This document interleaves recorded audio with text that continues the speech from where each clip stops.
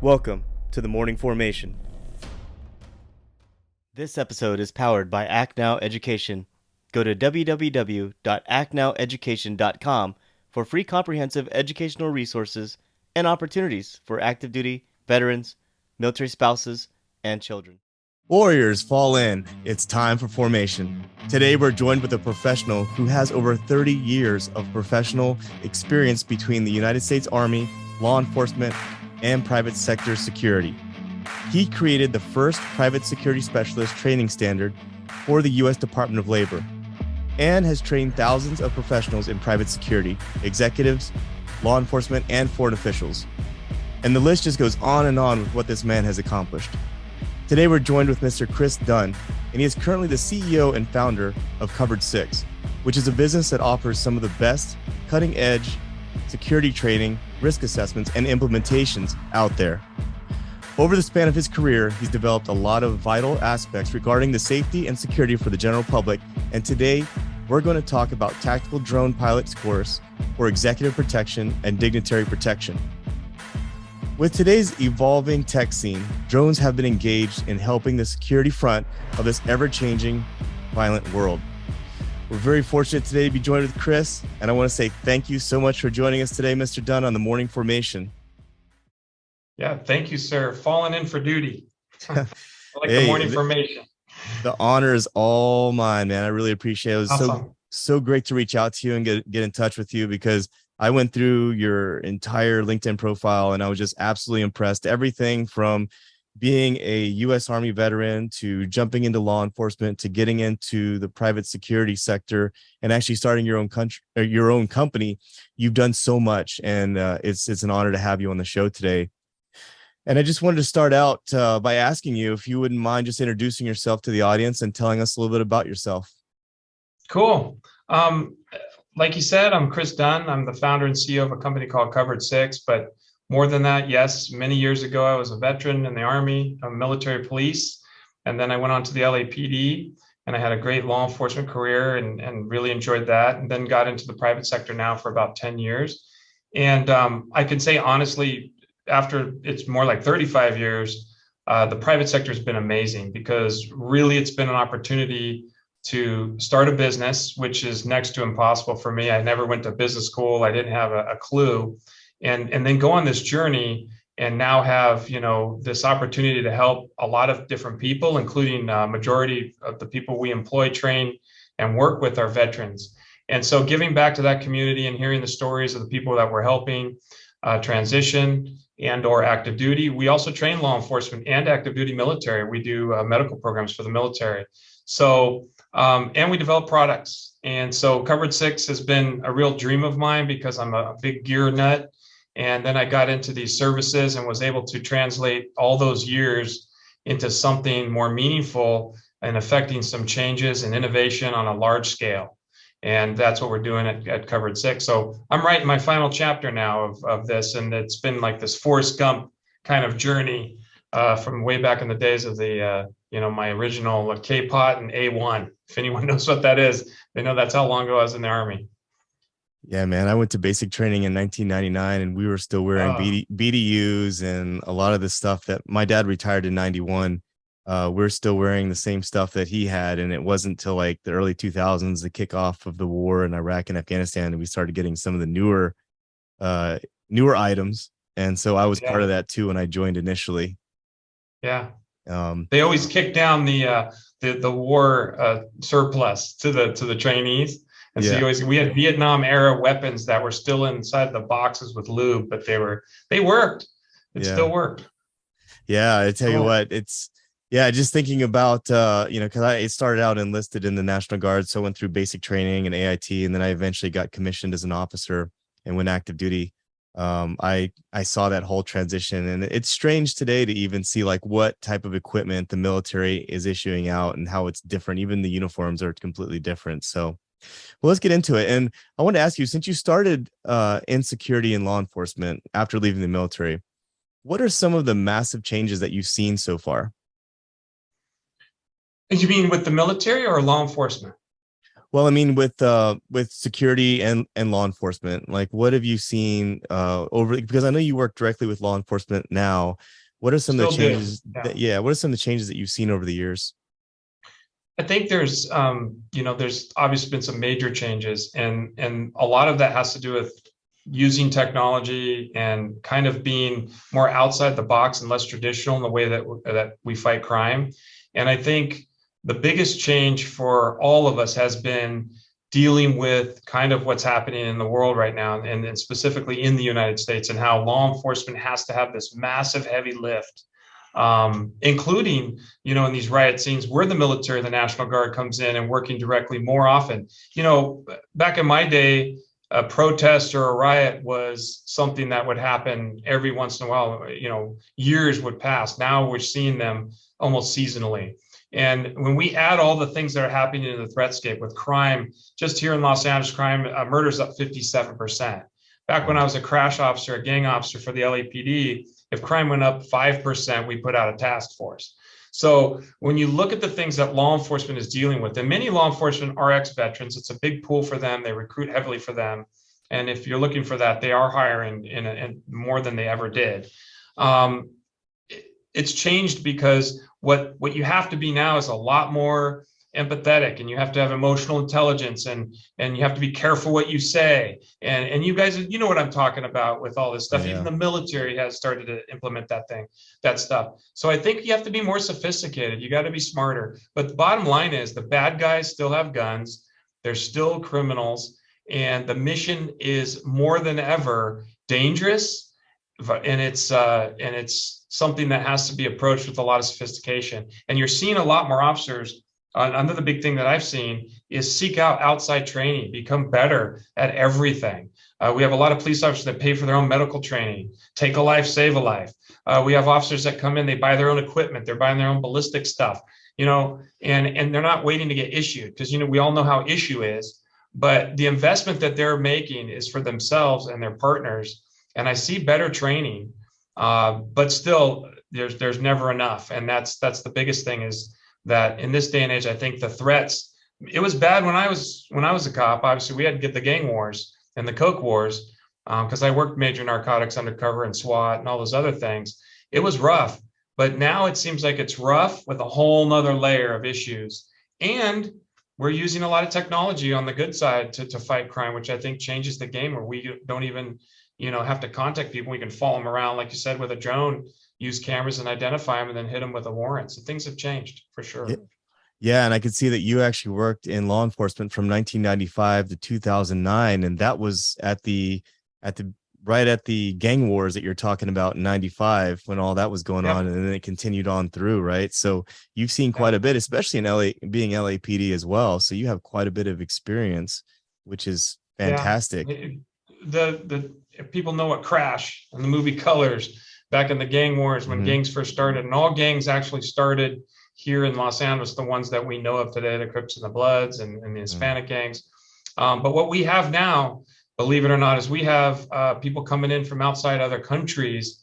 When you're talking about the what we call the Chilean burglars that have hit it all up and down the coasts. And there's these existential threats that we're dealing with, and they're unprecedented. And I'm in these meetings with law enforcement, and they're like, what do we do? And you have to almost get, you have to get really creative. And there's actually a term that I think your listeners would like to hear. And this was a military term, and some people know. Do you know what Vuca means? VUCA? No. Have you heard that? So it's a term that came out of Afghanistan, and it was to describe fighting the Taliban. It's volatile, uncertain, complex, and ambiguous.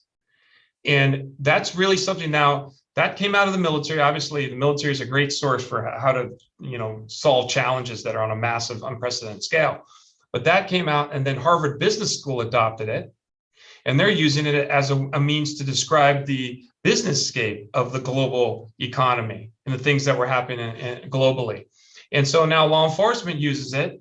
And how are we going to fight crime? Because everything's ambiguous, and it's all convoluted, and it's a lot different now. So I use that word Vuca a lot. I tried to get Vuca.com, but it was taken. And this was years ago.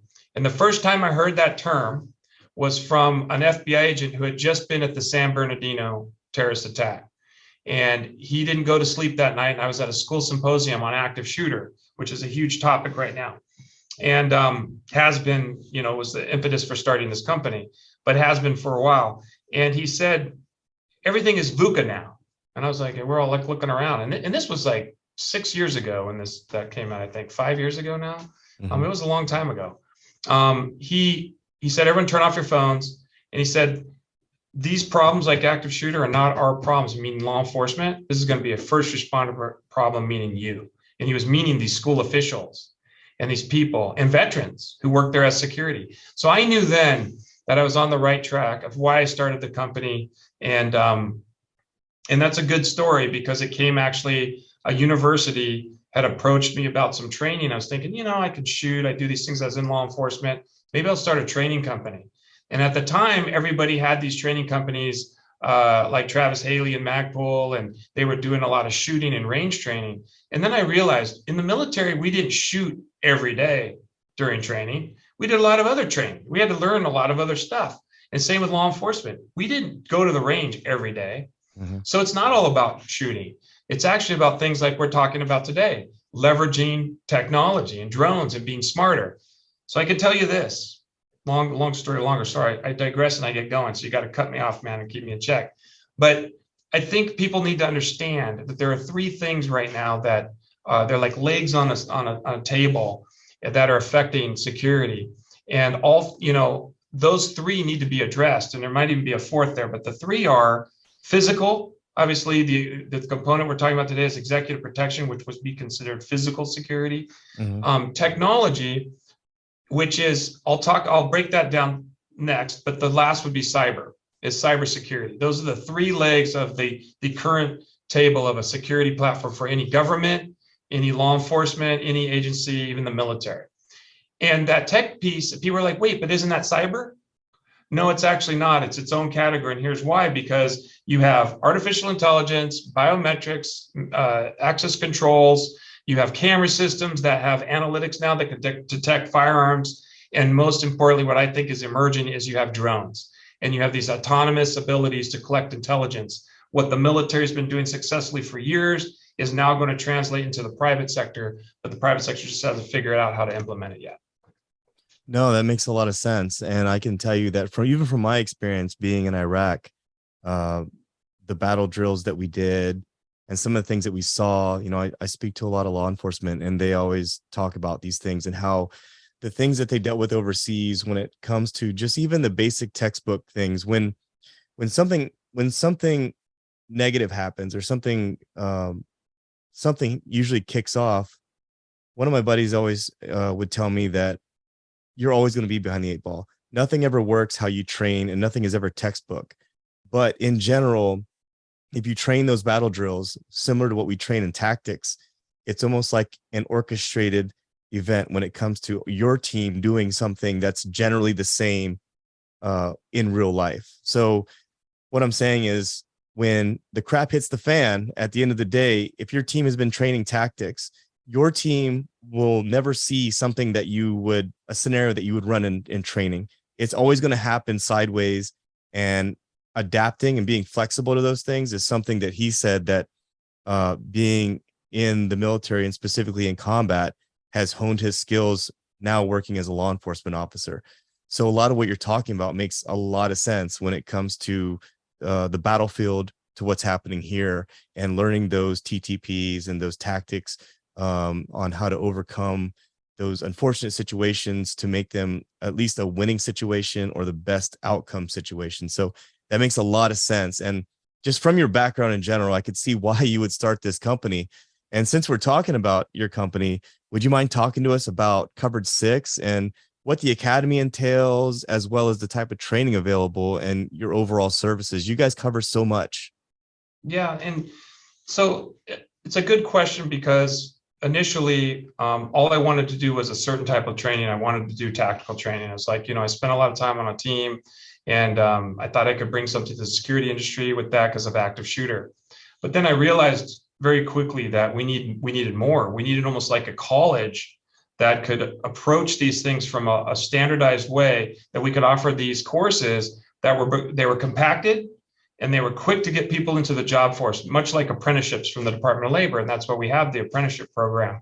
Because, take Iraq and Afghanistan, for example. We had veterans that had been deployed or in combat for off and on for 10 years. Oh, and still to this day. So for over a decade, it's the longest war in history. I don't even know how long it is now. And if we're even still in it, we probably still have people doing something over there, and so with those deployments, you literally, World War II was like 4 years. And it was these are quick kind of theaters, even Vietnam was quick, but we had the longest war in history. You have a kid that goes in, like I went in at 18. If you spend 10 years, you're now 28, you have 2 kids, you drove a tank, you come out, and the first thing they tell you is you got to go to college to get ahead. So that's another 4 years. Now you're 32 years old, and you still don't have anything that equates to what they would say is, experience working at Amazon.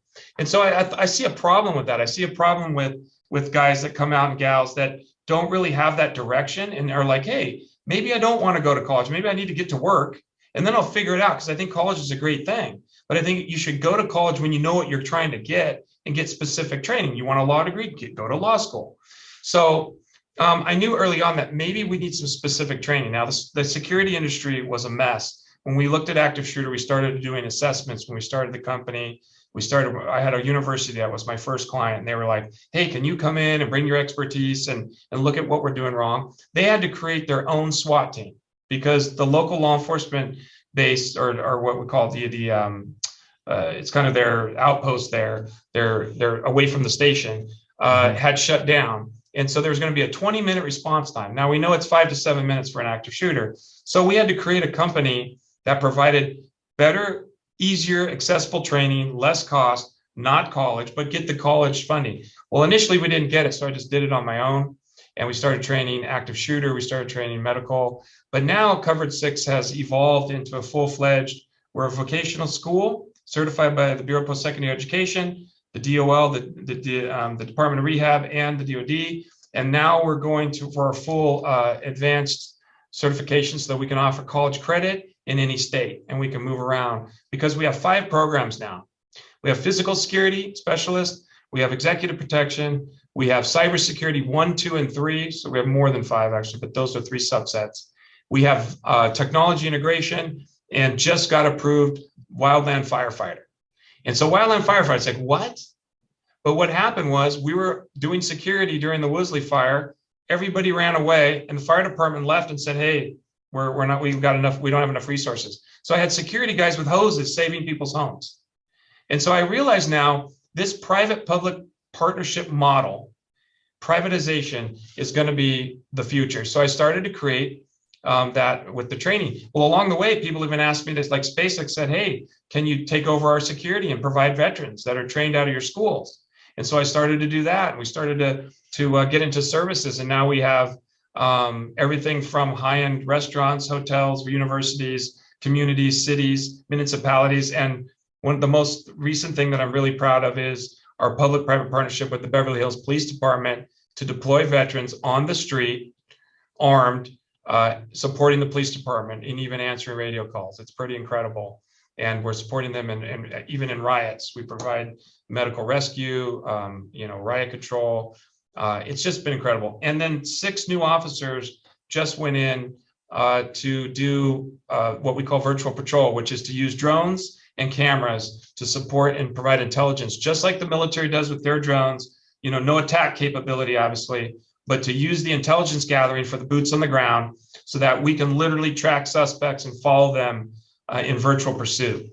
And it's incredible. And so we are seeing the drone capabilities already being used by an actual city, and there's about 3 of them around here that are doing it. It's working well. Wow, that's absolutely outstanding. And with that being said, you're talking about the training, but what does that also include the academy as well? Do you offer an academy for folks to get into if they're looking to get into security? And do they continue on and provide services through Covered 6? So the academy is out all 5 of those categories. So we have an academy for cyber is 5 weeks. We have a 5-week executive protection. And yes, they either work for us but we want jobs all over the country. So we've partnered with major, employers and people we think have higher standards and higher pay. For instance, is who referred me to your podcast is Nick Duchesne of Crisis 24. I'll give him a shout out because they're hiring and looking for veterans, and they have open jobs all over the country for executive protection. And people, don't pigeonhole yourself in executive protection because everyone thinks, oh, it's great. It's, we wear the suit. It's the high-end celebrity thing. Private security is not the mall anymore. They're being asked to everything from military bases to now maybe potentially the border using private security. And so we already transport, I think even, the U.S. Marshals uses private contractors to transport personnel. The private sector and private security is not the mall anymore. And so those programs are an academy, and we work really hard, and we have a requirement in this company right now. And I think our placement rate is 80%.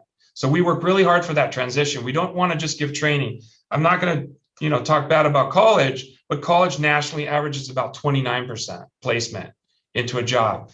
And my job is not to get the best job, it's to get the veterans started so that they can get on their feet, build their resume, build experience, get promoted, and what we call that upward mobility track. And a lot of times we get vets who come out and obviously, been through combat, had some bad times, and they're kind of down on their luck. They're living in their cars. I've encountered homeless vets that need just help. So I provide sometimes free housing. I donate over $1 million of our own last year to helping veterans and giving them free educational opportunities. And then we get them a job. And, like we said, Ronald Reagan said the best cure for PTSD is a job. And I've seen it firsthand. I've seen guys come in my office crying, saying, my wife's leaving me. I was a 10-year Marine. And next thing I know, they're running something at an aerospace company. They're managing a team. And so really, we're really proud of that heritage and that track record of Covered 6 now for over a decade, working directly with veterans as a resource. I really appreciate what you said, man, earlier about the career transition point, going back to, you broke it down by age and how our veteran community gets out. They're at a certain age, because I've ran into that before myself, where I had a great interview, was talking to a recruiter. I think it was in like maybe executive sales or something. And I had a great interview, talked about my leadership, my time in the military. And at the end of the day, they were looking to pay me as if I was an 18-year-old kid, for a 20-year-old kid just applying for the first time. And I was almost 30 years old. And I thought, crazy. And it's just like, well, yeah, I don't have the experience for that. And what you just mentioned was, veterans not being given an opportunity, and as far as needing a job. And I always tell people this, that, to get the ideal salary, ideal location, ideal job to all intersect together is very, very difficult to do in itself, just for the average person, not even in the military. Yes. Add the whole military thing into it. Someone that's much older, has more responsibilities. Maybe they have kids now, and then they come out here in the civilian world that just doesn't quite understand the translation of experience and skills, and it makes it even more difficult. So I highly appreciate what you're doing as far as training our veterans to do what they already know. And that's a lot of it is thinking on their feet. And a lot of the tactics and things like that they've already employed, even in the battlefield. I got to say, it's not about just going bang, bang, bang, but it's all about the op order before the mission, planning, resources, understanding like what your capabilities are. I'm sure it's the same when it comes to security as well. It's not just a big guy standing out in front of a door somewhere, but it's a lot more involved with that than that when it comes to the assessments overall. And as far as drones, Chris, you're involved in so many things, man. When I went to your website, I couldn't believe the amount of like drop downs that I saw and the amount of training classes and courses and academies that you had going on there. But as far as drones, how are they being utilized right now within your own operations of Covered 6? And what are your plans in the future? So drones 100% are going to play a large role in the future. And why they haven't, I actually don't know. I know some of the things I could say, we were talking earlier about pros and cons when we first started. And, I don't think they have negatives. I think they have pros and cons. And I think some of the cons, people just go, oh, I don't need another program I don't understand. Because remember, it's just like anything, even in law enforcement, when you have a trainer that does something a certain way, oh, we don't need an ACOG. We've got open sights. I've been using them for 20 years and I was in combat. It's the same type of mentality. Now here comes this piece of tech that needs support, training, and implementation and management and policy. And it's just another job. But there's no doubt that they're going to play a role. They're going to play a role with Amazon deliveries. They're moving forward with their program. They've been testing them. They're going to play a role with everything from the weather to fire spotting, which they're already doing, to live interaction during civil unrest. So drones are being used, but there's no real opportunity. You have to become a police officer first and then get on a drone program there and hope that program doesn't get disbanded or gets promoted by the chief. So there's really no drone training out there that has been specifically for getting a job. And so what I wanted to create was, and I'll get to how we use them because, or I'll do that now. The reason I knew this would be important, it's kind of been the way that we've developed everything here is I'm not a business guy, I don't have an MBA, but I like supply and demand. If I see a need for it and there's money behind it, I'm going to create the people that are going to do it. And veterans always fit that bill. They're willing to learn. They think outside the box. They're available in their lives. And one thing is they're motivated to work on a team. And their mindset has always been like, I'm going to help somebody, not necessarily for pay, because everybody knows you don't get rich in the military. So, same with law enforcement. You do the job because you love the job and it happens to pay your bills. Right. That's kind of the way we got into it. If you get into it for anything else, you're just driving for dollars, but the passion and the purpose is before the profit. So with the drones, we've used them successfully to actually catch. We had, I'll just give you a case with the Chilean burglars. We had these burglars coming in on visas that would come here for 3 months and they would commit these high-end burglaries. They're getting millions of dollars. They almost got the Super Bowl playbook. And they're going up and down the coast, hitting high-end neighborhoods. They're tracking people using eye trackers, those little pods that you can stick on something. Mm-hmm. They're following them back with their Rolex and their Bentley, and they're watching them using drones. They are using drones. This is the crazy thing, is that the bad guys are using them because you have these little commercial DJI drones that you can throw up, or you can buy the disposable ones on your phone, and they're scouting the homes so they can burglarize them. So the law enforcement have a really difficult time with these guys because they're coming in, they do their crimes, and then they head back to Chile. And this is a real thing. And this is something you can Google about these Chilean burglars. It's a crime wave. So the way we caught them was, I told this particular city, I said, you got to turn us loose. I've got veterans. This is what we do. We know how to set up observation posts and choke points. And we got on the trails because they were using urban interface. So what we did was electric bikes to be quiet, thermal imaging on the ground with guys, and they're ready to take care of business, and drones at night. We caught them the first night. We're the first security company to actually catch a group of Chileans. Then we caught them the second night. So eventually we had the city that was crime free. And they had 18 incidents in the month before.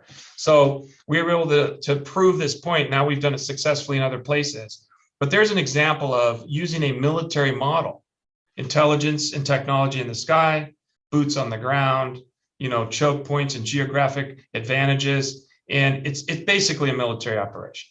And law enforcement, we did things like that in specialized units, but we really didn't do it in traditional law enforcement. Like the patrol guy, they get a radio call, they drive to the front of the house and go, hey, what happened? Well, they ran out the bat and they used their urban interface to exfil. So you don't, how are you going to catch those people? They know what law enforcement does. They've patterned their enemy. So we just thought outside the box, and we weren't there to replace law enforcement because we actually were getting so good at it that the sheriffs gave us a radio and they said, hey, we're going to work together. And they would do the heavy lifting when they went in pursuit. And we just spotted them, put them on target. And that's a classic military operation, like a forward observer type. And then eventually we'd run into them. And I had some Marines, they're so excited. They're on leave and they were working for us. They're in the Guard, so they go back and forth. They tackled them. And I said, good job. And they got high fives. The city was so happy that they tackled these burglars. And they're like, man, I want to do this for a living. And I'm like, well, when you get out. And so one of them got out from 29 Palms, and now he works for us, and he's out there full time. And that city went to 0 burglaries. So drones, they also play a role. We're using them for fire. So part of our fire program, has a drone certification as well. So our tech integration is drone operations, GSOC / what we call in the civilian world is fusion centers that we're using drones with the 107 licensing and the way to use them in urban environments. And we're using them also in our fire for fire spotting and fire trajectories. So we have 2 applications that we're teaching. Wow, that's incredible, man. You're really thinking outside the box as far as the utilization of the drones. And it sounds like Covered 6 is certainly a force multiplier when it comes to helping the first responders do their job. And that's something that we definitely need today is someone out there to do that. So you offer those 2 types of specific trainings, but you mentioned before the interview that you were starting up a type of training that was going to be the first of its type in the United States. Was that one of them? That's one of them. And believe it or not, and you're not going to believe this, but I still can't believe it. There is no program that we could find that was at any enterprise level to teach an individual how to use technology like what we've been talking about, including the drones, the GSOCs, putting in the cameras and monitoring networks. And so we had to create it. And believe it or not, like even camera schools don't exist. And cameras from the military to the private sector to the corporate world, everyone, even the homes, and even residential civilians are using some sort of cameras with analytics. Look at the Ring camera system. It has analytics that will notify you when bad guys are coming in. It has night vision on it. You know, these little things from Best Buy are kicking ass.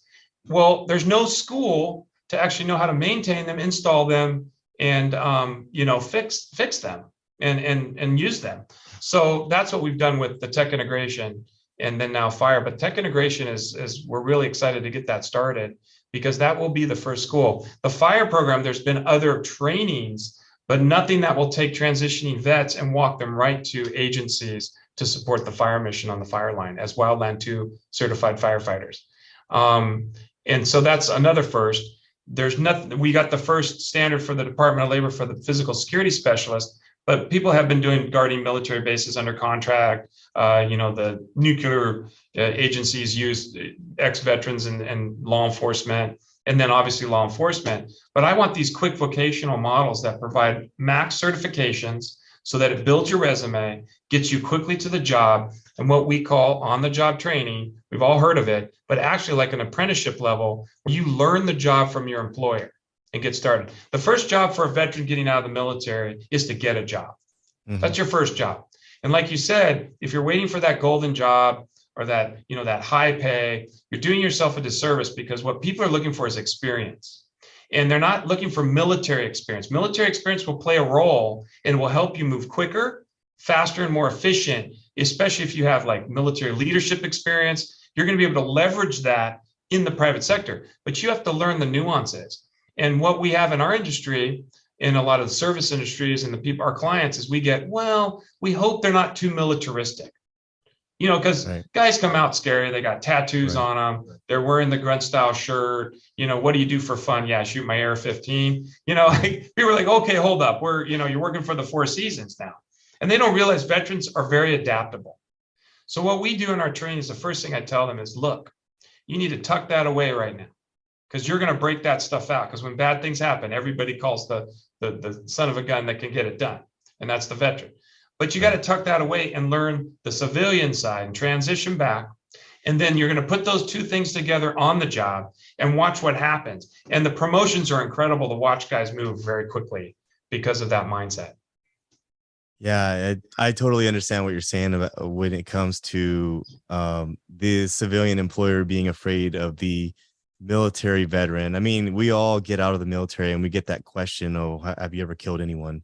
And it's like, it's just like, well, you've been watching too many movies and it's just the veteran community at times is a very misunderstood community. And a lot of time, and that's what makes it so hard to explain to folks out there, especially folks that are looking to hire you, how is your training relevant to what we're doing here? And so what you just mentioned kind of made me, chuckle a little bit because I understand completely what you're saying.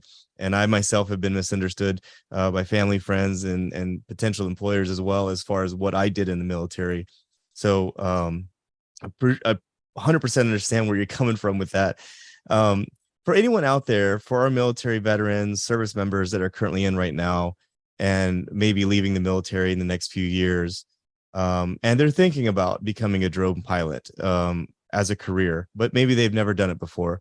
What advice do you have for them, or even the seasoned folks out there who are looking to transition those skills into the civilian side?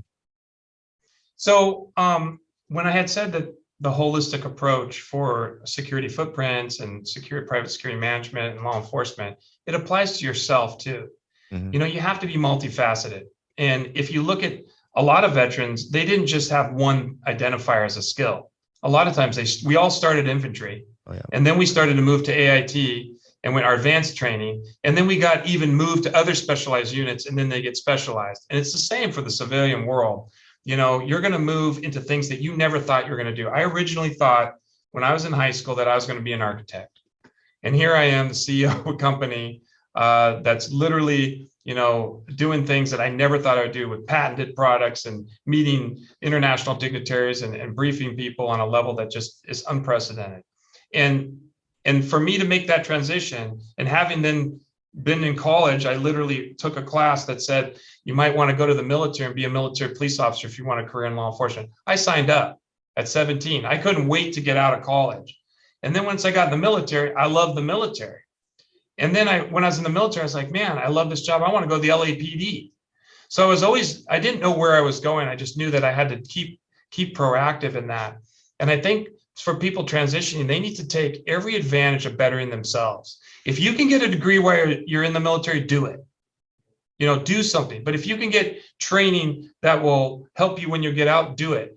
But always learn a second language, do something, because what you're doing is you're building this resume. And believe it or not, when I have people that we interview, let's say we did have an opening for someone to use drones, I wouldn't be necessarily looking for someone who had a Reaper in Afghanistan. Mm-hmm. I'm going to be looking for somebody who has very good social skills, who wants to work on a team, who literally has bettered themselves. Hey, I actually speak a second language. Because I always ask veterans, I know they can shoot, and most of them are warriors, because that's like kind of the preconditioning.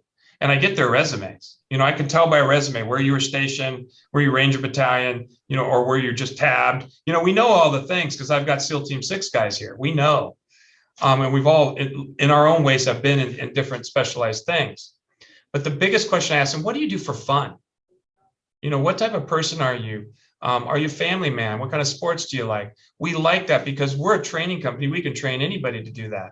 And so companies today are looking for what we call emotional intelligence.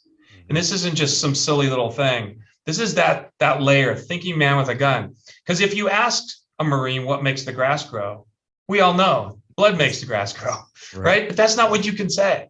So I tell people, start thinking in terms of, what do I really want to do? What am I passionate about? What can I get behind? And then get into it. Get that job, even if it pays less. Get into it.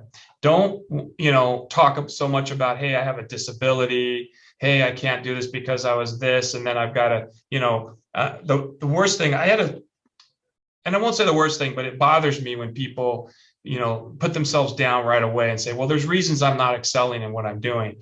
I had a Special Forces colonel in here from Fort Benning, not Benning, but Lewis. And he said, Chris, I don't really believe in PTSD. Now, that's arguable, but this was his perspective from being a career military badass. Mm-hmm. He goes, what I think? It's just a term for people, and it's used and it's misused a lot, and it probably exists, but he just didn't think of it as a crutch. You can't use it as a crutch. And I've had people diagnosed with legit PTSD, having been through some bad stuff, come out at the other end of it and realize all they needed was an opportunity to change their mindset and do something more meaningful and use their military and not actually have to. Because the last thing you want people to tell you is, hey, you got to forget the military. No, we actually don't. We need to leverage the military. And this is what I tell military who want to be in law enforcement. Because I love somebody who's been in military and then law enforcement, because they don't go, well, the military mattered more. They actually realize that the military is just their first part of their journey. And it helps them to start the second part, which is your new entirely different career. And I don't know why, but a lot of special forces guys did in finance. I don't know why that is, but I have a lot of hedge fund guys. And I'm, what would you do? I was on the teams, and I'm like, geez, man, what do you guys like, recruit over there and get into banking? Yeah. But But you should see those guys. They're smart. They're successful. Tier 1 warriors. They get out and they're trying to acquire my company, and they're doing really well and they're smart guys, but they've transitioned well and they educated themselves and they looked for opportunities that were going to pay them and something they enjoyed. And most of them that are doing it, believe it or not, actually enjoy that. I know it's weird. Maybe they got all the adrenaline out. I don't know, but there's a lot of tier 1 guys that are doing finance now. We joke about it. You know what I think about that specifically is it's not their identity. A lot of them have been in it before. And I was talking to someone about this earlier, but when you have a job like that and it becomes your identity and you're wearing tack gear on your time off and it's part of who you think you are. Most of the guys that I've known in special forces or SEAL teams and things like that, that job is not who they are. They are someone else too. Like they have a hobby or something else that they're really into. And it's really unique. And I think that's why those guys understand, like they get it, like they get in the thick of it. But at the end of it all, when they take that uniform off, they're someone else. And I actually had a really, really interesting conversation a few months ago with Medal of Honor recipient Earl Plumley. And he's just a very down-to-earth gentleman. And I was very fortunate to interview him for the Morning Formation podcast. And I find a lot of the guys are just like that, where that job isn't necessarily who they are. It's just something that they do. But that's just my own perspective on that. But I want to go back to what you talked about earlier about having multiple MOSs and having multiple badges, like for example, air assault. Yeah, we call them Boy Scout badges. Yeah, well, I mean, it's but MOSs work. That's exactly it. Well, and I like that. I've never thought about that before. But while you're in the military, a lot of folks get multiple MOSs. A lot of folks are assigned to be the MBC NCO, or they're assigned to do a bunch of different tasks. And in reality, if you try to tie that to the civilian side, that would be like the equivalent of certifications. So you get certifications in project management, you get certifications in Scrum, but maybe you work in law enforcement and you're getting a very variety driven type of skill set where you understand how to run projects, which in law enforcement, and I'm sure in executive security, you do have projects as well. So you have that skill set. You're not just a narrow skilled individual. And even in the military, they sort of force you to go to air assault, airborne, all those little special schools. Then they make you, the NCO for MBC, the NCO for the for the weapons. And it's sort of the same thing, man. You have to mix it up and you have to get that fanned out skill set of so many different things. You're not just an infantryman, or you're not just a transportation guy, or you're not just that, but you are like a number of different things. You wear a number of different hats. So it's the same in the civilian side as well. And I never thought about that before until you just mentioned it. That's actually really clever. And it kind of changes your mindset when you think about that. Yeah. We actually use the term here. We want Swiss Army knives. Yeah. We like guys that can morph and, in modern terms, it'd be a Leatherman.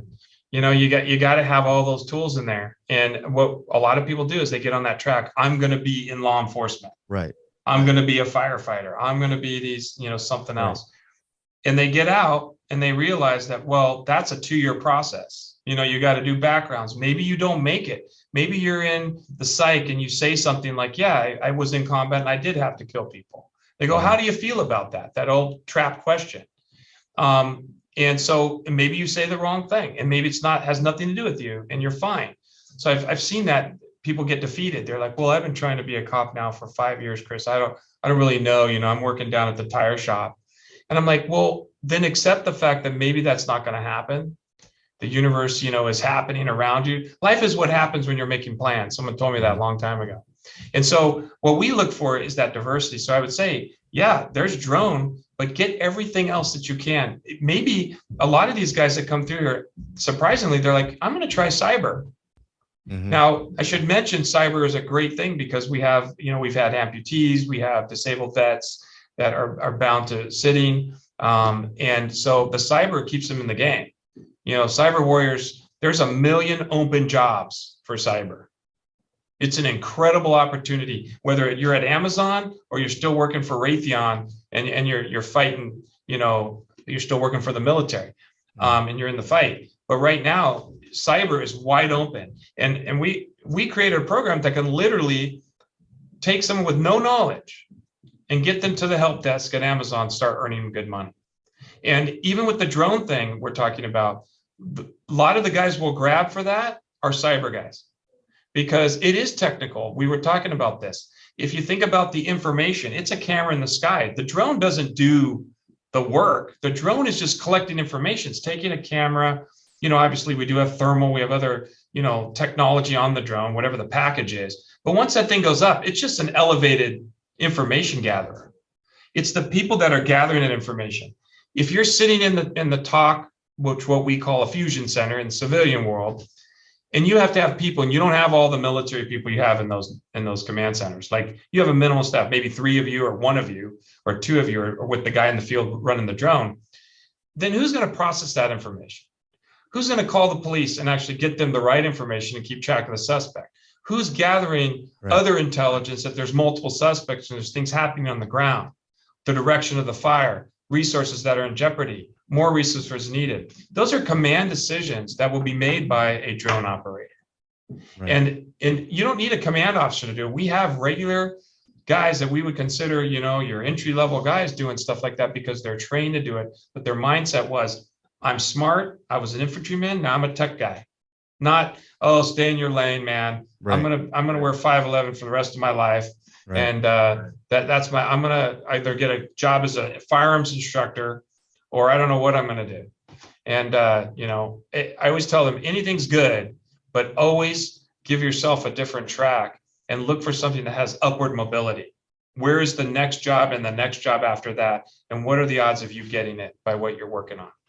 Yeah, I mean, there are no one-trick ponies. No. And I love how you set up Covered 6 as far as being that diverse skill set for many of your folks out there. And just out of curiosity, approximately how many people do you have working right now for Covered 6, and how many of those are veterans? Right now, me personally, under our company and our banner, with even camera installers, is 200, and we have 16 contracted. Well, more like 20 contracted instructors that come from all over the country, all veterans, that are all levels of in all branches.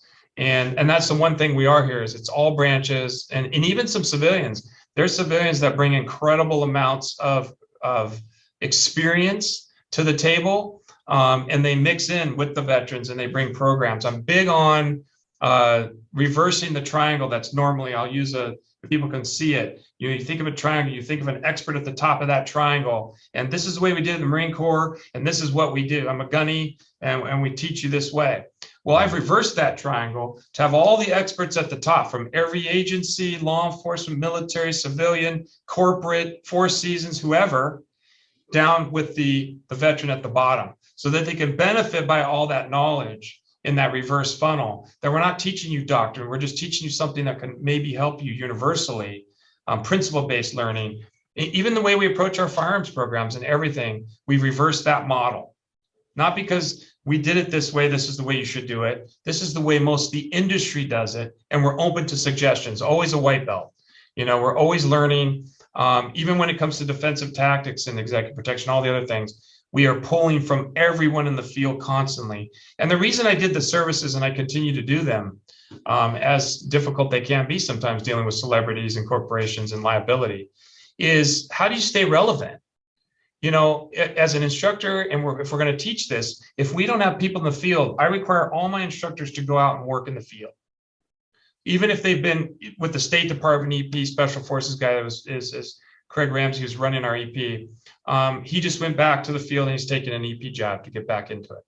He taught for 3 years at Covered 6, and he was going back he's #1 at state on the AMBO. And what a guy. And the reason that we hired him, he came through our course. This is a guy that worked #1 with Blackwater at the State Department, PJ and Special Forces guy. And he comes to a Covered 6 course because he wanted to see what the civilian side of training would be like, because that's where he's at. Now, that's a real operator who looks at his environment. So I'm going to train for this environment. And so when he came through, I said, man, you need to work with us. And then he's been an advocate and an instructor for 3 years. And just recently he wants to get back in the game. He got an offer he couldn't refuse at an executive protection detail in Colorado. and he lives across country. And what they're doing now is they're shipping guys around. They'll actually pay you like a military style deployment or contractor model, where you go out for 3 weeks to 3 months, work jobs, high pay, and then head back. And this is happening in the United States. Wow. We're shipping people around. I'm looking to build right now housing and barracks, so I can bring guys in to fight fires, work security, work protests from other states, and fly drones, whatever we need. With mobile, we want to build mobile drone units so we can have mobile command posts and put them on problems. Like, so the stuff going on here is just incredible. And the biggest part of all of it, and then here's another story. I was in a symposium for cyber and technology in Beverly Hills 2 years ago, and a CIA guy was presenting. There's probably like 500 people in the audience, tons of experience from the agencies, everybody on down to the private sector, Dell, every company known to man. And the CIA guy goes, "Is anyone in here developing talent?" And nobody raised their hand but Covered 6. There's only one company that thought, because we all have the same resumes. Everyone, goes on LinkedIn and they have all these resumes. I did this, I did that, I did this. But what companies are actually developing talent? And so the veteran that trains and invests in himself, when they get to sites, we've even seen this with our graduates, they'll get to the site, they get promoted in the interview. Now, how is that even possible? Wow. First, you were just trying to get the job, but they throw you a promotion because what they had was the first veteran to walk through and go, "I did all this great stuff in the military," and half of them are from the military. They go, "Thank you for your service." Awesome. But the next part of the conversation is all the crap that I did outside the military and what I've done to better myself, prepare myself for this next leg of my journey, and how I'm going to benefit your organization because I did this. You're hired. Do you want to be a supervisor? Because, they've got 100 guys that have the same resume. It's got all those little acronyms on there from combat lifesaver on down, all those schools, but nobody has those civilian schools. And college is usually that replacement. Well, I did go to college. Well, guess what? It still doesn't give you a specific degree to what we need you to do tomorrow. Right. So that attitude of going in there, "Hey, I'm willing to learn. Obviously, I have a lot to learn, but I can leverage my military. I can leverage my civilian training. I am ready to benefit this organization." That's the guy we want to hire. And they'll do all of it. You're 100% right. And it's not just about college anymore. It's more about the certifications or the extra training that you're getting that actually describes what level you're at. And I was in an interview once, I've mentioned this before, where I think that day we had 6 veterans talking to a recruiter, and they requested our transcripts. And so during that interview, they specifically had gone through my transcripts and they looked up specific classes that I took, and they asked me, "So it looks like that you took this class right here, and it looks like it has something to do with this position you're applying for. Can you talk to us about what you learned in that class?" Yeah. So getting those 100%. certifications and getting that extra training, like what you're talking about, especially the training that you're offering through Covered 6, is what is going to help you stand out from the pack when you are interviewing for those other positions out there. And I love how Covered 6 is a one-stop shop. I got really lucky to get you on here today, Chris. I don't know how the moon, stars, and sun aligned, because you are the perfect person to interview for this specifically. And for any veteran out there or service member out there that's interested in contacting you or interested in checking out Covered 6, where's the best place for them to go to do a little bit of research? Straight to our website at www.covered6.com, and quickly you'll be sent off to portals for different various agencies. We've had cyber, NIST, NICE, DOD. We're certified and kind of vetted, and we spent the last decade kind of being quiet. I didn't do podcasts or anything, and now our job is that now that we've proven this model and we have some real numbers that we can fall back on, and some real results and some real jobs available and some relationships with these big employers, now we're going out. And that's how I got to you was, Crisis 24. Again, I mentioned that it's largely ran by veterans. It's largely staffing veterans. It's Guard World is the parent company. These people are all over the world, and everything I'm talking about, from even drones, they're discussing right now and how they're going to implement this in their world of protective services. And they have massive amounts, thousands of jobs. They would love to have veterans, and they're the types of relationships that we're big on. People like Nick Duchesne, who's been on your show. Yeah, I'm very fortunate to get connected with you through Nick. Was very fortunate to have him on the show as well because he was a huge plethora of knowledge when it came to executive protection. Him being an executive back then was with Gavin DeBecker, and now he's with Yep. Crisis 24. So Chris, just to final out the show, man, you've had so many great points, and you covered so much today that I didn't even know until speaking to you. uh, what final advice do you have, or what message would you like to send out there to our military community regarding whether it be drones, executive protection, or just anything in general? What would you like to tell them? Um, Across the board, there's one thing that we get consistently with veterans, whether they either come to us for various reasons. Some of them have exhausted their GI Bill, and I still give them help and figure out a way forward. Is I tell them, don't listen to the noise. If you find, and this is like maybe a cheesy, contrived business motto, but you've got to be self-accountable, be taking responsibility for your future. And what we find in the military is we were given our clothing, we were given our orders, we were given our shelter. We did everything. And it went on for a long time. And a lot of that goes through your developmental years. And it becomes like, this is the world. And I might be here forever. And God bless, thank God for career military people. But if you're that person, it's like, well, I did 5 years, but now I got to hit hometown. You got to start thinking that you're coming out, put it in check, get a job, get going, get some training, keep investing, put your head down, bootstrap it, all these terms that people say, and don't listen to the noise because you are 100% in charge of your destiny. And once we get people on that track and they start making money and their families start feeling better and they're feeling, we get this a lot. It's like, well, I wanted to join a team again. I missed the military. And I'm like, that's understandable. So look for careers that have that esprit de corps. They actually have a uniform. Law enforcement for me was just an extension of the military. I went from one uniform to the next, and we had our academies were, the same thing. We were calling cadence and marching around. So I didn't know the difference. You just get paid more. And so if I hadn't had that, I would have found something else that I wanted to apply myself to. But you're 100% accountable, and you can't say, well, it's not because I didn't get this benefit or I'm not getting this. We hear a lot of excuses. And I know maybe in this new world that's something that we do more as we complain. But if you put your head down and you start working, the next thing you know, you look up and you're successful. And that happened to me. I literally just put my head down and in a decade looked up one day and had reached a point of success that I never could have imagined when I was back in basic. And I just always wanted to be in law enforcement. That's why I even joined the military, was to be an MP. And all I could say to people is, and you just, like Forrest Gump always said, you don't know what you're going to get. Mm-hmm. So you've got to diversify. But attitude, accountability are everything. 100%. Yeah. Well said, Chris. Well said. And what you just mentioned about, given a uniform, told where to go, told where to be and everything. That's exactly, I don't know if you've heard the intro for my podcast, but that's exactly what I say, that in the military, you're given a uniform, you're told what to do, you're told where to be. But what happens when that cadence fades and you're no longer wearing that uniform?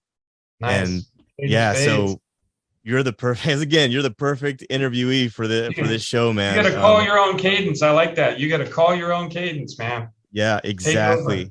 You got to call your own cadence. You got to make it happen when you're making that transition, Chris. And I love everything you're doing for our military community, man. And anyone out there who's looking to get into executive protection, understand that there's more to it than just being a bodyguard. There are a lot more developmental things that are involved, assessments, things that actually long view wise and wide view range that you can get involved in. And the first step you got to do is contact Covered 6, go to the website, check out the show notes on this episode, whether you're watching this on YouTube or if you're watching this on one of our 18 different podcasting audio platforms. You scroll to the bottom and you'll see, I'll go ahead and post Chris's LinkedIn as well, so you can connect with him through LinkedIn. And I'll also put Covered 6 on there as well, the website, so you can go directly there. Chris, I just want to thank you for joining us on the Morning Formation podcast today. You've been a huge pool of knowledge, and maybe in the future we can have you on the show again if there's any further developments with Covered 6. Of course, man. New things are coming. It's a whole new world out there every day. Covered Six is embracing them too. And so pay attention to this company because they're up and coming. And for everyone else out there, I hope you enjoyed this episode. I hope you learned something, and I hope you reach out to Covered Six for your future career needs. And for everyone else out there, I want you to stay tuned, stay focused, and stay motivated. Warriors, ball out.